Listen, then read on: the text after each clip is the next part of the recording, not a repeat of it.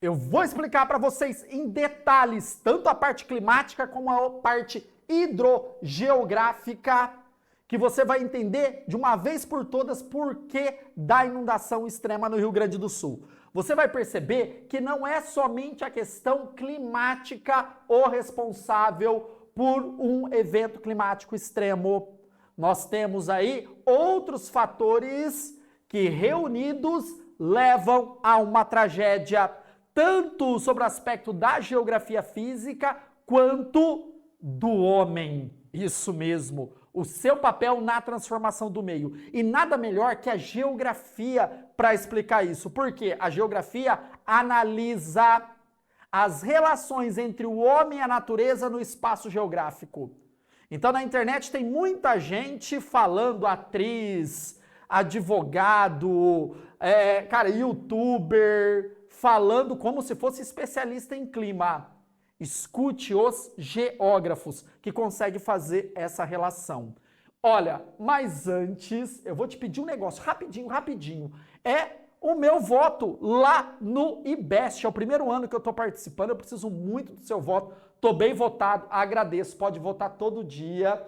Tá, mas gente, eu tenho vídeos aqui de 50 mil, 60 mil visualizações e apenas 1% votam. Cara, imagina se eu consigo 10% de 60 mil. Eu já estaria em primeiro lugar. Então, gente, ó, de coração mesmo, se você gosta do meu trabalho, do meu empenho, do meu investimento, porque isso aqui é caro, esse material aqui é caro, e eu investi para tentar entregar o melhor conteúdo para vocês a partir da minha experiência como geógrafo. Beleza? Ó, desce o voto ali na descrição e nos comentários. Ó, primeiro ponto que você precisa entender é o que é uma bacia hidrográfica.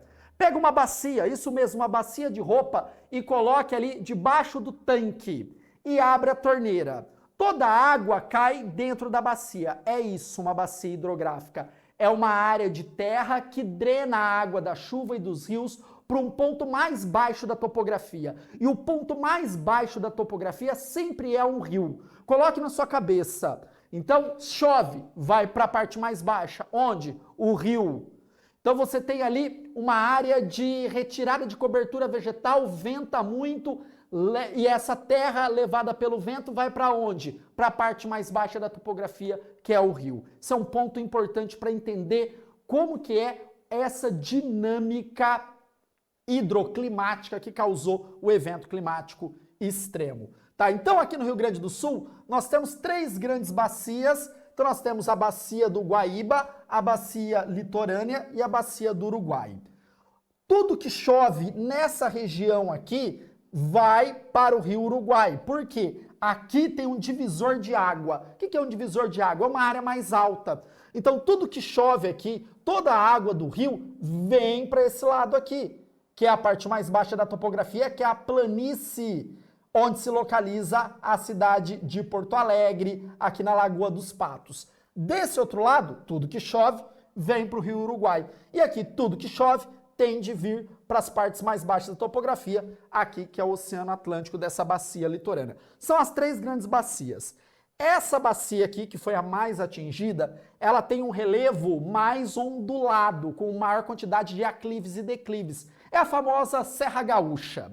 Então aqui você vai ter uma grande área mais alta que chamam de Planalto Norte Rio-Grandense. Então choveu demais aqui, nós tivemos algumas barragens que não suportaram o volume de água, e aí essa água foi em direção aos rios mais próximos aqui do Lago Guaíba, do Rio Guaíba, que a gente vai discutir, isso é importante. Então toda a água, como se fosse um funil, foi para outros rios maiores, como o Rio Jacuí, o Rio Caí, e culminaram até aqui o Rio Guaíba. Ah, Jean, nós tivemos aí um volume de água fora da normalidade. Sim, tivemos. 300, 500 milímetros, algo assim surreal, em curto espaço de tempo. Chuvas torrenciais, provenientes da massa polar atlântica, que é úmida, que ficou barrada pelo bloqueio atmosférico que está no centro-sul. Isso você já sabe. Então choveu muito, veio para cá. Tá, o que você vai perceber aqui? Aqui nós temos o Lago Guaíba ou o Rio Guaíba. Então toda essa água veio ocupando a área de várzea e chegando até essa região aqui.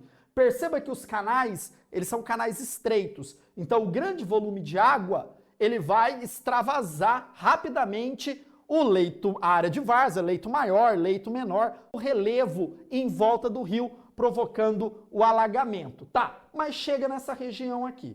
Aqui são pontos importantes para a gente discutir. Primeiro, é um rio ou é um lago? Isso é importantíssimo. Muitos populares, né, os porto-alegrenses, chamam de rio Guaíba. Então, popularmente é conhecido como rio. Se você olhar para a hidrogeografia, se confunde também com o rio, porque a área de confluência de outros rios, como aqui o rio Jacuí, aqui nós temos o delta do Jacuí, né, vai desembocar aqui.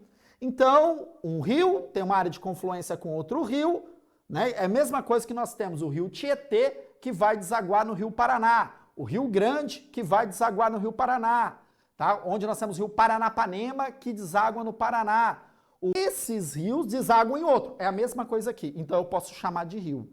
Mas, porém, entretanto, esse manancial, ele é classificado como um lago. E isso é importantíssimo, importantíssimo para a responsabilidade do homem em um agente intensificador do processo. Por quê? No momento que nós classificamos como rio, nós temos uma legislação federal, que é o Código Florestal, que é muito rígido para a proteção das APPs, Área de Preservação Permanente.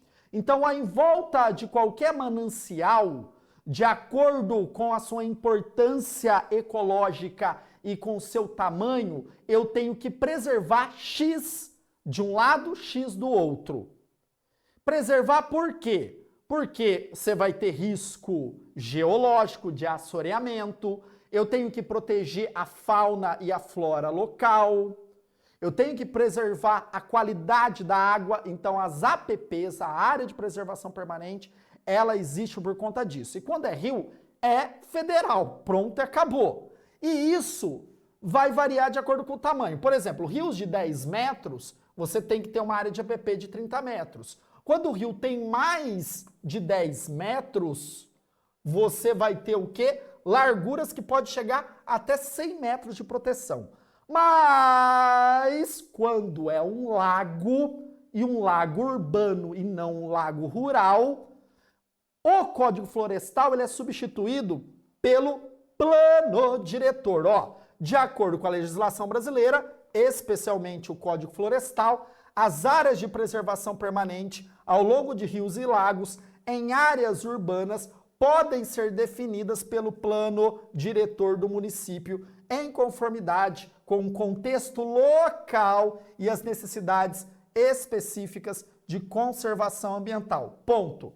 Quando é um lago urbano, o plano diretor pode reger, mas claro, eu não posso atropelar o Código Florestal, mas há uma maior o quê? Flexibilidade. O que é o plano diretor? O plano diretor é um documento do qual pessoas e instituições podem ajudar na sua elaboração junto com o legislativo, junto com o judiciário, junto com o executivo. Tá, então a prefeitura vai fazer uma audiência pública que a Ordem dos Advogados do Brasil pode ir lá e dar opinião sobre o plano diretor. Pode ir lá o CREA e dar opinião sobre o plano diretor. Pode ir lá o grupo de engenheiros e dar opinião sobre o plano diretor. Pode qualquer pessoa comum ir lá. Mas aí eu te pergunto, todos os interessados vão até essa audiência pública? Vão participar na construção desse plano diretor? O que você acha? É claro que não. As pessoas com a sua vida corrida, aliás, eles marcam geralmente essas reuniões em horários que ninguém vai mesmo, horário absurdo. Mas vai quem? Os interessados. Então, o mercado imobiliário participa, fazendo lobby com o vereador. Nós temos ali outros agentes que estão ajudando a construir a cidade também participando e direcionando o crescimento da cidade. Quando eu falo crescimento, a expansão da cidade. E quando nós falamos de um lago tão bonito que o Lago Guaíba, Oh, já fui 3 vezes para Porto Alegre, já naveguei dentro do Lago Guaíba, eu vi as mansões presentes ali no Lago Guaíba. Então, você tem um atrativo paisagístico que a especulação imobiliária adora. Fala o seguinte, olha, dá para a gente vender essas áreas aqui a um preço muito alto.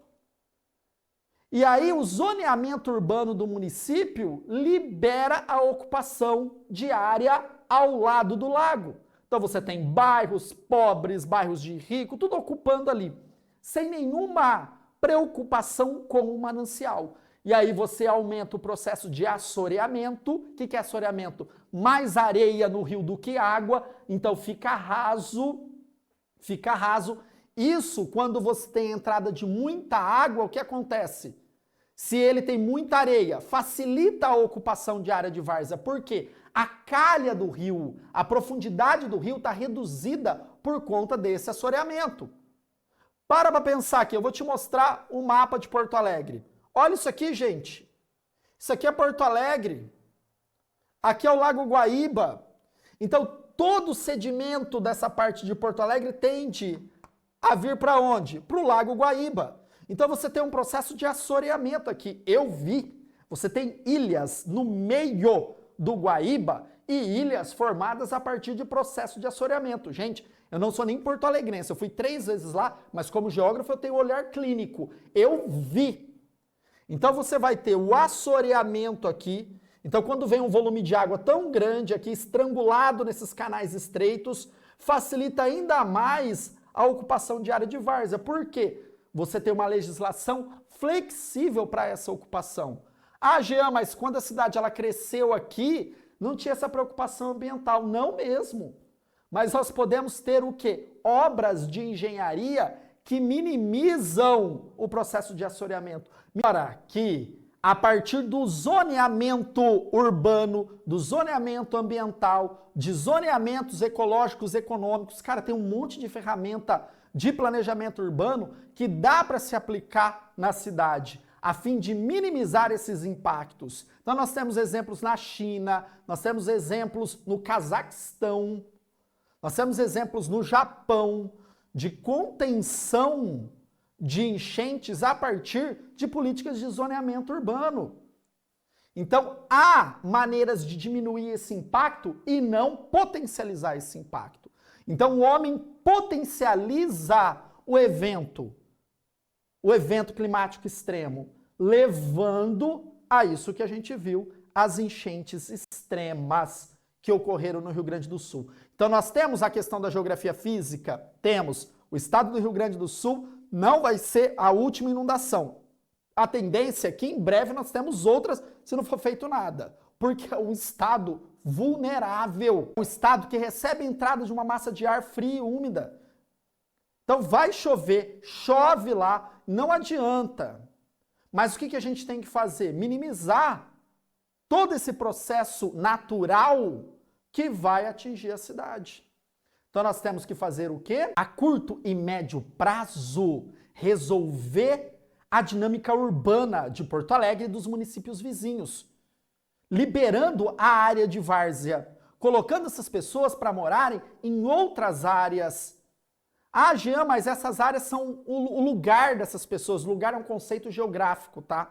Que significa afetividade com o espaço. É como seu quarto, sua casa é um lugar. Tá? Então, essas pessoas não vão querer sair dali. Mas aí você tem que oferecer o quê? Qualidade de vida para essas pessoas. Não é pegar e jogar, como muitas vezes o poder público faz, tira a pessoa de um lugar e joga no outro. Não. Você tem que oferecer um lugar melhor para sentir o quê? Acolhida e protegida, para que aquele espaço se torne o lugar dela. Então, áreas de várzea não podem ser ocupadas, áreas de risco não podem ser ocupadas. Tem mapeamento de áreas de risco. E por que não se faz nada? Entra ano e sai ano. Nos últimos 10 anos nós tivemos mais de 15 eventos climáticos extremos. Tem ano que tem 3 eventos. Eu poderia ficar aqui, cara, 5 minutos falando cada um deles, explicando particularidades. E vai acontecer de novo. Ah, Jean, mas e o aquecimento global? O aquecimento global é uma mudança a longo prazo. A longo prazo, uma mudança de comportamento de cada uma das pessoas e principalmente dos governos, direcionando as suas políticas para minimizar esse aquecimento global, que impacta os oceanos, e os oceanos impactam os continentes. Então, ao invés da gente falar, o aquecimento global, ele é o responsável pelas chuvas extremas, sim, mas não vai ser de uma hora para outra que a gente vai conseguir mudar essa dinâmica, porque o aquecimento global tá aí, tá atuando. Não é daqui 30 anos, como era lá na década de 90, gente, daqui muito tempo que vai ter, não é agora. Então, a gente tem que pensar a curto e médio prazo, o que fazer? Aí é com os governantes, que ao invés de bloquear leis ambientais, tem o quê? Gerir as leis ambientais. Lembrando que o Brasil é um dos países que tem as leis ambientais mais rígidas do mundo, um deles. Tá? Então, tem lei, tem que ser aplicada, tem que ser fiscalizada. E o povo tem que participar. Beleza, galera? Peço de coração, cara, vota em mim lá no IBEST. Nem 1% vota. Se eu tiver 10% de tantos views que tem meus vídeos, estou em primeiro lugar. Tá? Agradeço de coração. Se você concorda, se você discorda, coloque aí nos comentários. Sempre com educação, eu trago aí meu conhecimento como geógrafo, formado na Universidade Estadual Paulista Júlio de Mesquita Filho, a Unesp. Sou também gestor ambiental pela Universidade do Norte do Paraná, fiz pós-graduação na UFSCar, cara, na parte de engenharia urbana. Gente, tem aí um conhecimento muito legal que eu tento transformar de uma maneira fácil para o seu entendimento. Beleza? Tamo junto, galera. Valeu!